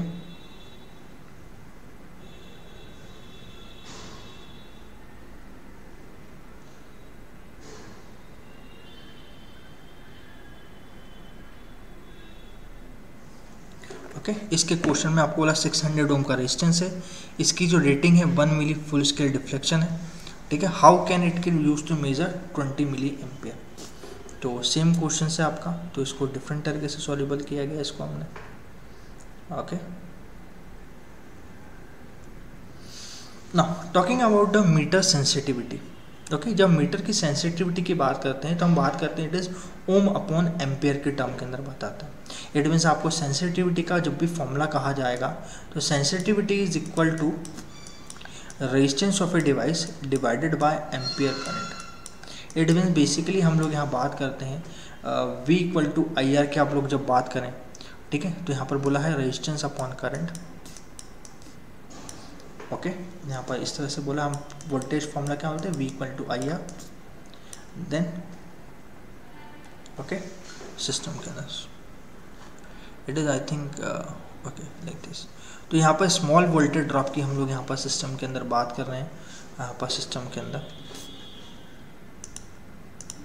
तो हम लोग कहते हैं कि सेंसिटिविटी मीटर की जो मीटर की होती है ये नीड होती है ताकि हम लार्ज इंडिकेटिंग चेंज को बहुत ही स्मॉल करंट से रिप्रेजेंटेशन कर सकें। फॉर एग्जांपल, कभी आपके पास 0.01 ओम एम्पेयर का आपके पास मीटर है जिसकी फुल स्केल डिफ्लेक्शन आपकी 5 एम्पेयर है। ठीक है, इट मीन्स का मीटर का कभी रेजिस्टेंस में निकाल सकूँ, कभी आपके पास में इस तरह का सेंसिटिविटी दी है तो आपकी सेंसिटिविटी को कभी करंट से डिवाइड करोगे तो आपके पास आ जाएगा कि मीटर का रेजिस्टेंस कितना है। ठीक है, मीटर का रेजिस्टेंस कितना है, तो यहाँ से आप पता कर सकते हो कि आपका सिस्टम में रेजिस्टेंस है तो कितना मैक्सिमम वोल्टेज यहाँ से आप लोग मेजर कर सकते हो। It is 0.25 volt. अब बात करते हैं कि आपकी सेंसिटिविटी पहले 0.01 ओम एम्पियर थी। नाउ कभी हमने इसकी जो सेंसिटिविटी है इसे बढ़ा के 0.1 ओम एम्पियर करती है। सेम आपका करंट की फ्लो हो रहा है, यहाँ पर जो मैक्सिमम करंट की जो वैल्यू है जो यहाँ से फ्लो हो सकती है वो 5 एम्पियर भी है। तो अब यहाँ से वापस कैलकुलेट करें what will be the maximum resistance यहाँ से जो फ्लो हो सकता है, what be the resistance value. तो 0.1 multiply by 5 it is 0.5 ampere current, 0.5 ohm. Okay, 0.5 ohm हो गया। And what will be the maximum voltage, तो 0.5 multiply by 5 it is 2.5 ampere current जो कि आपको दिया हुआ है। इट मीन्स कि आपका जो 2.5 वोल्ट का वोल्टेज है वो आपका ड्रॉप होगा इस रेजिस्टेंस का क्रॉस। तो यहाँ देखेंगे it will B 10 times less than, it means that it is a 10 time less than sensitivity which may be bias the result. It means कि सब पहले वाले केस के अंदर आपका जो वोल्टेज ड्रॉप हो रहा था मीटर के अक्रॉस, ठीक है, वो कितना होता है 0.25, और पहले वाले केस में क्या हो रहा है 20.1। तो इसको आप इस तरह समझो कि एक आपका अमीटर है, ओके, इसको फ़र्क को समझने के लिए ऐसा समझ सकते हैं कि आपका 5 वोल्ट का ऐसा सिस्टम है, ये 5 वोल्ट है और यहाँ से 1 एम्पियर करंट है, 1 ओम का रेजिस्टेंस है। आप चाहते हो कि यहाँ से करंट की वैल्यू दिया है तो V = IR लगाओगे तो करंट की वैल्यू जो आपको दिखाई देगी, ठीक है, तो यहाँ से 5 एम्पियर करंट यहाँ से आपका फ्लो होना चाहिए सिस्टम के अंदर, ठीक है। मतलब यहाँ से करंट जो मेजर करना चाहिए 5 एम्पियर करना चाहिए, ओके। अब मगर क्या होगा इसी सिस्टम के अंदर, कभी यहाँ पर जो वोल्टेज ड्रॉप की हम बात करें, इट मीन्स यहाँ पर इसके अंदर वोल्टेज ड्रॉप कितना हो रहा है, पूरा 5 वोल्ट का आपको यहाँ दिखाई दे रहा है। इट मीन्स हमें कहना चाह रहे हैं जो अमीटर का अक्रॉस का वोल्टेज ड्रॉप है वो 0 हो रहा है इस अभी सर्टेन केस के अंदर, ठीक है। आइडियली हमारा करंट की वैल्यू कितनी होना चाहिए, 5 एम्पियर नोट होना चाहिए, ठीक है। क्यों? क्योंकि हम वोल्टेज ड्रॉप क्या हो रहा है, यहाँ 0 हो रहा है, यहाँ 5 एम्पियर हो रहा है पूरा का पूरा। कभी हम बोलें कि इसी अमीटर के अक्रॉस, मेरा जो मीटर के अक्रॉस वोल्टेज ड्रॉप कभी 0.25 हो रहा है, वोल्टेज ड्रॉप कितना वोल्टेज हो रहा है 0.25 हो रहा है। Now the voltage drop across this resistance to be 4.75। कभी यहाँ पर 4.75 का वोल्टेज ड्रॉप है और 1 एम्पियर करंट है। Now what should be the current flowing to this, तो आपका जो करंट का फ्लो होगा इस सिस्टम से जो आप मेजर करोगे इट इज़ कितना होगा 4.75। इट मीन्स जो एरर आएगा सिस्टम में 0.25 एम्पियर का आपका एरर आएगा यहाँ पर पहले वाले केस के अंदर। और सेकंड वाले केस में क्या होगा कि अभी 2.5 का है, इट मीन्स कि आपका जो वोल्टेज ड्रॉप है रेजिस्टेंस का अक्रॉस वो कितना हो जाएगा 2.5 वोल्ट हो जाएगा। इट मीन्स आपका जो करंट फ्लो होगा वो आपको दिखाई देगा, इट मीन्स जो 2.5 एम्पियर करंट। इट मीन्स कि आपका जो एरर दिखाई देगा, error should be very very large, that is 2.5 ampere current. It means कि आपकी सिस्टम की सेंसिटिविटी जैसे जैसे बढ़ाती जाओगे यहाँ पर, ओके, वैसे वैसे सिस्टम के अंदर एरर बहुत ज़्यादा आती जाएगी, ठीक है। तो हम चाहते हैं कि हमारा जो सेंसिटिविटी अमीटर की वो लो एस पॉसिबल हो, ठीक है। हम क्या चाहते हैं, अमीटर की सेंसिटिविटी लो है, ध्यान रखना आप लोग इस केस के अंदर, ओके। इसके अमीटर के लोडिंग की, वही लोडिंग का केस आपको मैं समझा रहा हूँ कि एक सिग्निफिकेंट अमीटर है, कभी इसको यूज़ करा है सर्किट के अंदर, ठीक है, कभी 1 वोल्ट है और 1 ओम का सिस्टम जा रहा है तो आपको 1 एम्पियर करंट फ्लो करना चाहिए। कभी सिस्टम के ना खुद का यहाँ पर वोल्टेज ड्रॉप हो रहा है सिस्टम के अंदर, it will cause the various error. तो हम लोग चाहते हैं कि इसका मीटर का जो सेंसिटिविटी हो कम हो। Now suppose the meter has resistance 1 ohm, how much will be current in the circuit, तो मैंने बताया कि 1 एम्पियर है, तो current will be halved, okay. When working with low value of resistor will be sure to use the very low impedance in the meter, okay. इस ध्यान दीजिएगा, इस कभी हम लो सेंसिटिविटी का मतलब ये होता है कि आपका जो मीटर का रेजिस्टेंस वो भी कम है। कभी आप बोलते हो कि आपके सिस्टम के रेजिस्टिविटी ज़्यादा है, इट मीन्स आप कहते हो कि मीटर के रेजिस्टेंस भी ज़्यादा है। तो हम कहेंगे यहाँ पर एक जो फाइनल हम कंक्लूजन लेते हैं कि हम जब कह रहे हैं कि सिस्टम की रेजिस्टिविटी लो है, इट मीन्स कि वहाँ पर एरर कम आएगी। कभी यहाँ पर मीटर का रेजिस्टेंस हाई लोगे तो उसकी एरर की वैल्यू ज़्यादा आएगी। Now talking about the volt meter, तो वोल्ट मीटर में कहते हैं कि हमारा जो वोल्ट मीटर है उसका इम्पिडेंस हाई होता है, ठीक है, और इसे हम पैरेलल में कनेक्ट करते हैं। तो हम लोग ये चाहते हैं कि हमारा जो वोल्ट मीटर है, ठीक है, ये कनेक्ट हो। हम चाहते हैं इसके अक्रॉस जो वोल्टेज की वैल्यू हो इन्फिनिट हो और जो इसके अक्रॉस जो करंट की वैल्यू आए वो 0 आ जाए। It means it act as a open circuit device. और हम लोग चाहते हैं कि आइडियली इसके अक्रॉस जो रेजिस्टेंस की वैल्यू हो इनफाइनाइट हो, आइडियली तौर पर। मगर प्रैक्टिकली तौर पे ऐसा नहीं होता है, इस कारण हम बोलते हैं रेजिस्टेंस की वैल्यू क्या होना चाहिए, बहुत ही ज़्यादा होना चाहिए। Resistance should be high as possible. और रेजिस्टेंस की वैल्यू को हाई करने के क्या कहोगे आप बताओ, R is directly proportional to L/A की टर्म से बताओ। तो हाई करना हो, रेजिस्टेंस की वैल्यू हाई करना हो तो लेंथ को आप हाई करोगे और diameter area of cross section क्या करोगे, उसके वायर को छोटा करोगे। इट मीन्स हमें कहते हैं अमीटर के वोल्ट मीटर केस में इसको जो डायमीटर होता है वो लो होता है, कम होता है उसका, ठीक है। और वोल्ट मीटर के अंदर जो हम जो भी इस्तेमाल कर रहे हैं वायर, जो भी वायर इस्तेमाल कर रहे हैं उसकी वाइंडिंग, उसका डायमीटर लो होता है और उसका जो एरिया ऑफ क्रॉस सेक्शन है, sorry area of cross section है, डायमीटर बोलो, वो लो होता है। और उसका जो लेंथ होता है, ठीक है, या फिर हम बात करें, मैंने कहा कि हम लेंथ की जब भी बात करते हैं तो नंबर ऑफ टर्न्स की बात करें, कितने टर्न्स के अंदर हमने उसकी वाइंडिंग को लगाई है, तो उसकी वैल्यू क्या होगी, लार्ज होगी। It will be larger in case. ठीक है, ये चीज़ ध्यान रखना। ठीक है, अमीटर के केस में डायमीटर ज़्यादा होता है और वोल्टमीटर के केस में डायमीटर कम होता है। अमीटर के केस में नंबर ऑफ टर्न्स बहुत ही कम होते हैं, वोल्टमीटर के केस में डायमीटर आपके बहुत ही ज़्यादा होते हैं। ओके, तो यहाँ तक तो बात शॉर्ट हमें समझ में आ चुकी है। नाउ एक और बात कहते हैं कि इस सिस्टम का रेंज को एक्सटेंड करने के लिए हम क्या करते हैं, यहाँ पर एक हाई रेजिस्टेंस लगा देते हैं, रेजिस्टेंस लगा देते हैं इसके एडिशन के अंदर।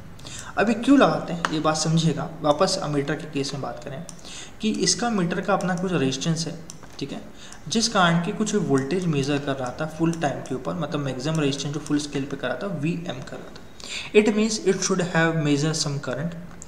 तो हमें कह रहे हैं कि लेटर जो एट टाइम के ऊपर 10 वोल्ट का मेजर कर रहा था वोल्टेज, और कभी इसे जो मेजर करना है वोल्टेज वो 100 करना है सिस्टम के अंदर।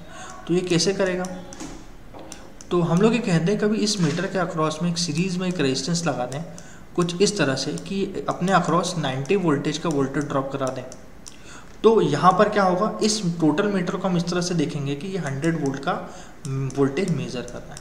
कभी इतना वोल्टेज को आपको वोल्टेज ड्रॉप कराना है, इफ़ V = IR की टर्म में बात करें, कभी वोल्टेज का ड्रॉप आपको हायर ड्रॉप कराना है तो इसके अक्रॉस जो रेजिस्टेंस की वैल्यू वो भी ज़्यादा रखनी पड़ेगी।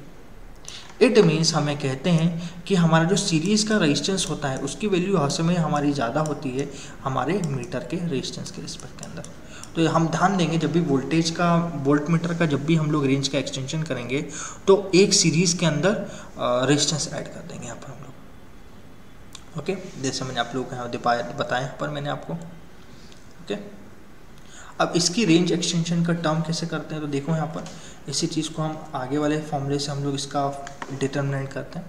एज्यूम करके चलिए कि आपका मीटर है जिसका रेजिस्टेंस R(m) है, इसका जो अक्रॉस वोल्टेज है वो Vm है, वही एक मेरे पास सीरीज़ में रेजिस्टेंस है यहाँ पर, और टोटल जो मुझे वोल्टेज यहाँ से यहाँ मेज़र करना है, ठीक है, उसकी वैल्यू मेरी VFD है, मतलब फुल स्केल डिफ्लेक्शन के ऊपर इसका वोल्टेज मेज़र करना है मुझे।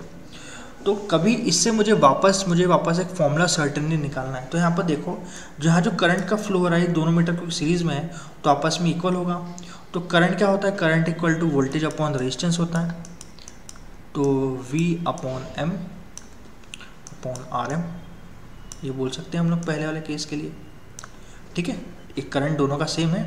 अब सेकंड वाले केस के लिए हम वोल्टेज की बात करें कि सीरीज रेजिस्टेंस से वोल्टेज का ड्रॉप कितना होगा, तो टोटल वोल्टेज तो ड्रॉप है जितना हमें मेज़र करना है, कितना हमें एक्सटेंड करना है, तो full scale voltage drop minus Vm। तो हम लिख सकते हैं full scale voltage drop minus of maximum voltage upon आपकी सीरीज़ का रेजिस्टेंस। ओके, नाउ अब यहाँ से मुझे सिर्फ चाहिए कि हमारा सीरीज़ का रेजिस्टेंस कितना होना चाहिए। So we can write meter resistance, और आपका जो सिस्टम है यहाँ हो सकता है VFD full scale deflection upon V meter minus 1, ये लिख सकते हैं। तो हम यहाँ पर जो आपको लिखा है ना कि voltage for full scale deflection, और हमने एक टर्म लिखी है V वोल्ट मीटर, मीटर का कितना हम मेज़र कर सकते हैं, इसको हम वापस लिख सकते हैं it is are range extension multiplier है हमारे पास, एक रेंज एक्सटेंशन मल्टीप्लायर है हमारे वोल्टेज के लिए। So we can write the formula कि जो सीरीज़ का रेजिस्टेंस कभी हम निकालना है कि कितना हम ऐड करें, तो हम बोल सकते हैं कि मीटर का कितना रेजिस्टेंस मल्टीप्लाई बाय n-1 की टर्म में लिख सकते हैं। वेर यहाँ पर जो n की वर्ड है, n रिप्रेजेंट करेगा हमारा फुल स्केल का कितना हमें रेंज एक्सटेंड करना अपॉन Vm की टर्म के अंदर। ठीक है, जो ये आपको यहाँ पर दिख रहा है। ओके, एक क्वेश्चंस लेते हैं इसके ऊपर एक हम, कि एक मीटर है जिसके अंदर 1 एम्पेयर का करंट यहाँ पर फ्लो हो रहा है फुल स्केल के ऊपर, उसका इंटरनल रेजिस्टेंस 200 ओम है। तो पता है how it can be use to measure 100 volt कर सकता है। सबसे पहले कभी 100 एम्पेयर इनिशियली, कभी हमारा इसका फुल स्केल की डिफ्रेक्शन 0 से 1 एम्पेयर है, 1 मिली एम्पेयर है, और इसका अपना रेजिस्टेंस 200 का है। तो यहाँ पर जो वोल्टेज मैक्सिमम मेज़र कर सकता है, तो कर लीजिए V = IR, तो यहाँ पर होगा 2 वोल्ट का ये यहाँ पर वोल्टेज मेज़र कर सकता है मैक्सिमम यहाँ पर ये लोग। अब हमें बताना है कितना सीरीज़ के अंदर हम ऐड करें ताकि 100 वोल्ट मिल जाए। तो फॉर्मूला लगा दिए यहाँ पर, series is equal to resistance कितना है 2000 का मीटर का अपना, फुल स्केल कितना करना है 100 है आपके पास में, मीटर के अंदर कितना रेजिस्टेंस मेजर कर सकते हो, 2 वोल्ट -1, तो ये आ जाएगा 50, 50 -1 कितना होगा 49, 49 माइनस 2000 कितना होगा, कैलकुलेट कर लीजिए आप लोग। तो it is I think so 98 approximately answer आएगा। 49 into 2000 it is 98,000 ohm resistance आपका करीब आएगा इसके सॉल्यूशन के अंदर आपका, या 98 की ओम रेजिस्टेंस आपका ऐड होगा। ठीक है, तो देख लीजिए आप लोग। ठीक है, इट इज़ 98 के, जो कि हमारा वोल्टेज मेजरमेंट रहेगा आपका। नाउ वोल्टेज स्केलिंग और मल्टीप्लाई फैक्टर के बारे में बताएं। VSG अपॉन VM होता है आपके पास में सिस्टम के अंदर। इसको आप वापस एक फॉर्मूले को आप यहाँ पर इस क्वेश्चन के अंदर कर सकते हैं, पॉज करके यहाँ पर देख सकते हैं। वापस एक मीटर है, 50 माइक्रो एम्पियर दे रखा है, इंटरनल रेजिस्टेंस दे रखा है, और इसका DC वोल्ट मीटर। आप इसको इस पर्टिकुलर वीडियो को पॉज करके इस क्वेश्चन को सॉल्व करने की कोशिश करेंगे आप। ओके, अब मीटर की रेजिस्टिविटी की बात करें तो हम लोग जब वोल्ट मीटर की सेंसिटिविटी की बात करें तो आप लोग वहाँ पर जब हमने बात करती है वोल्ट मीटर में लो सेंसिटिविटी चाहिए, तो उसी चीज़ को हम उल्टा करके बात करते हैं कि वोल्ट मीटर में सेंसिटिविटी हमें ज़्यादा चाहिए होती है। ठीक है, ठीक है, ओम पर वोल्ट या 1 करंट सेंसिटिविटी की बात करते हैं यहाँ पर सिस्टम के अंदर। ठीक है, range of volt meter is change bye switching another resistance circuit, the internal resistance of remain same, deflection of the point.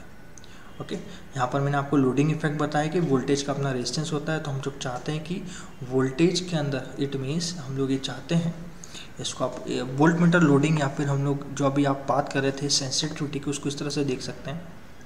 ये वोल्ट मीटर है, मान के चलिए इसका अपना जो है 0.1 ओम एम्पियर का इसका अपना सेंसिटिविटी है। ओके, और इस सिस्टम के अंदर आपका जो करंट का फ्लो, वोल्टेज जो मेजर कर रहे हैं 0.2 वोल्ट कर रहे हो। ठीक है, सो मुझे बताइए सिस्टम के अंदर आपका कितना sorry it should be like this, should be like this, और यहाँ से जो करंट की वैल्यू आपकी जा रही है, the current value maximum that flowing through this system should be 1 milli ampere. Maximum current जो यहाँ से फ्लो कर सकता है वो 1 मिली एम्पेयर फ्लो कर सकता है। तो यहाँ से हम लोग बता सकते हैं कि इस सिस्टम का जो रेजिस्टेंस होगा पहले वाली सेंसिटिविटी के हिसाब से 0.01 मल्टीप्लाई बाय 1 मिली एम्पियर, तो हम लोग बोल सकते हैं 0.01 मिली ओम का इसका रेजिस्टेंस रहेगा। कभी 0.01 का मिली ओम का रेजिस्टेंस है, तो what should be the voltage, what should the maximum voltage जो यहाँ से हम फ्लो कर सकते हैं। तो बात करिए 1 milli ampere V equal to IR 1 into 10⁻³ okay, ये आपका सीरीज का सर्किट का करंट है। ओके, यहाँ से हमने बात करी करंट से करंट कैंसिल, तो हाँ ठीक है, तो 10⁻³ इंटू R इट इज़ 0.01 मिली, तो हम बोल सकते हैं 0.01 10⁻⁻6 का वोल्टेज होगा यहाँ पर आपके पास में, जो आप यहाँ पर मेज़र कर सकते हो उसके अंदर। सेम चीज़ इसके केस के अंदर, कभी इसकी सेंसिटिविटी हम बोल दें कि इसकी सेंसिटिविटी 0.1 है, तो क्या होगा, तो यहाँ पर रेजिस्टेंस जो आपका सीरीज आपका जो मीटर का रेजिस्टेंस होगा वो 0.1 मिली एम्पेयर होगा। Okay, now the voltage volt meter का कितना आपका, फिर आप मीटर कितना मेज़र करेगा, it should be 0.1 micro volt. It means कि आपकी मीटर की जो रेंज है वो छोटी हो गई है आपके सिस्टम के अंदर। तो हमें बात करते हैं सिस्टम में किस तरह हमारी जो सेंसिटिविटी बहुत ज़्यादा इफेक्ट करती है। तो हम लोग चाहते हैं कि हमारे वोल्ट मीटर में जितनी ज़्यादा सेंसिटिविटी हो उतनी ज़्यादा बेटर होता है, क्योंकि जितना ज़्यादा सेंसिटिविटी होगी उतना ज़्यादा हमारा वोल्ट मीटर का हमारा आपकी रेंज उतनी ज़्यादा बढ़ती जाएगी।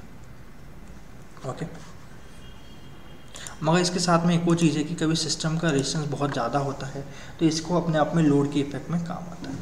You can solve this question, जहाँ पर कि आपको बोला है कि it is desired to measure the volt across the 50K ohm resistance in circuit, जहाँ पर कि बोला है कि 2 वोल्ट मीटर्स हैं। वोल्ट मीटर ए है जिसकी सेंसिटिविटी 1000 ओम पर वोल्ट है, और दूसरा वोल्ट मीटर जिसकी सेंसिटिविटी 20,000 ओम पर वोल्ट है। ठीक है, दोनों मीटर के अंदर जो रेंज है वो 50 वोल्ट मैक्सिमम है, जो कि आपको मेज़र करना है। तो सबसे आप बताएं दोनों मीटर कितना आपकी क्या करेंगे, मेज़र करेंगे रीडिंग और दोनों में एरर कितनी आएगी। तो निकालना स्टार्ट करते हैं कि एक 150 वोल्ट का रेजिस्टेंस है, ठीक है, सिस्टम के अंदर, जहाँ 100 किलो ओम और 50 किलो ओम रेजिस्टेंस है। कभी ट्रू वैल्यू की बात करें, ऊपर वाले केस के हिसाब से हम लोग बात करें कि आपका ये दोनों रेजिस्टेंस है और 50 वोल्ट हमें मेज़र करना रेंज को। तो देखिए ये सर्किट है, ये पहला एक वोल्ट मीटर लेंगे, फिर बी वोल्ट मीटर लेंगे। इस पर्टिकुलर सर्किट में जहाँ 150 है, हमें ए और बी का अक्रॉस हमें वोल्टेज मेजर करना है। कभी यहाँ पर हम वोल्टेज डिवाइडर रूल लें और एक्चुअली हम वोल्टेज की बात करें, जो भी हमें मिलना होना चाहिए और 50 वोल्ट मिलना होना चाहिए, it is are true value, it is 50 volt मिलना चाहिए। कभी हमने पहले वाला वोल्ट मीटर ए इस्तेमाल किया, ठीक है, तो उसकी सेंसिटिविटी मल्टीप्लाई बाय रेंज हम लोग करें कि हमारा 1000 ओम का वोल्ट पर का हमारा उसकी सेंसिटिविटी है, तो 50K का उसका अपना इंटरनल रेजिस्टेंस होगा। और कभी इसका अपना खुद का 50K का इंटरनल रेजिस्टेंस और 50K उसके पैरेलल में लगा हुआ है, तो वोल्टेज जो एक्चुअली जो ये मेज़र करेगा वो कितना सब करेगा, 30 वोल्टेज मेज़र करेगा, जो उसकी कितनी होगी 1000 ओम पर वोल्ट की इसकी सेंसिटिविटी होगी। वही जो वोल्ट मीटर सेकंड है जिसके 20,000 ओम पर वोल्ट है, उसका जो खुद का इंटरनल रेजिस्टेंस होगा किसका, उस वोल्ट मीटर का होगा, वो 1000K ओम होगा। कभी इस तरह का हमारा सर्किट है, तो यहाँ पर मैं आपको बोल रहा हूँ ना 50K दोनों आपस में पैरेलल में, तो यहाँ ही कह रहा हूँ कि ये सर्किट का अपना इंटरनल रेजिस्टेंस हम निकाल रहे हैं यहाँ पर, ठीक है, केस और केस बी के लिए। और ये दोनों रेजिस्टेंस आपस में कभी पैरेलल हैं, तो वोल्टेज डिवाइडर रूल से यहाँ पर और यहाँ पर आपकी क्या हो जाएगा, सर्किट के अंदर आर इक्विवेलेंट से हम लोग इसको रिप्लेस कर देंगे यहाँ पर हम लोग, जो भी इन दोनों के पैरेलल से वैल्यू आ रही है। अभी हम लोग मान के चल रहे हैं कि इस वोल्ट मीटर का अपना कोई रेजिस्टेंस नहीं है, तो यहाँ पर इन दोनों की जगह आर इक्विवेलेंट आ जाएगा। और यहाँ पर हम लोग बात करेंगे कि आपके वोल्टेज डिवाइडर रूल से कितना वोल्टेज आ रहा है। तो पहले केस में 30 वोल्टेज आ रहा है, दूसरे केस में 48.6 आ रहा है। तो यहाँ पर आप लोग देखेंगे पहले वाले केस में 1000, तो सेकंड वाले केस में है 20,000 ओम पर वोल्ट। तो जैसे हमने हमारा सिस्टम की सेंसिटिविटी बढ़ाई है, इस वोल्ट मीटर के केस में आपका जो एरर की वैल्यू वो हमारी कम हो गई। पहले वाले केस में 20 वोल्ट का एरर आ रहा है और सेकंड वाले केस में आपका अराउंड 1.74 वोल्ट का एरर आ रहा है। इट मीन्स सेकंड वाले केस में आपकी एरर की वैल्यू कम है। Okay, so it will B now यहाँ तक हम लोग अभी प्रोसीड करते हैं, जहाँ पर कि हम लोग ने दो चीज़ें देखी है कि वोल्ट मीटर केस में सेंसिटिविटी हाई होना चाहिए, ठीक है, ताकि एरर हमारी कम आए, और अमीटर केस में आपकी सेंसिटिविटी आपकी लो होना चाहिए सिस्टम के अंदर। वही हम लोगों ने बात की है पीएमसी मीटर के डिफरेंट कंस्ट्रक्शन की, जहाँ पर हम लोग उसके बोलते हैं डीसी मेजरमेंट करेगा और सिर्फ एवरेज वैल्यू मेजर करेगा। इसके कुछ ट्यूटोरियल क्वेश्चन मैं आपको आगे दूंगा जिसको आपको सॉल्व करना है further. Thank you very much for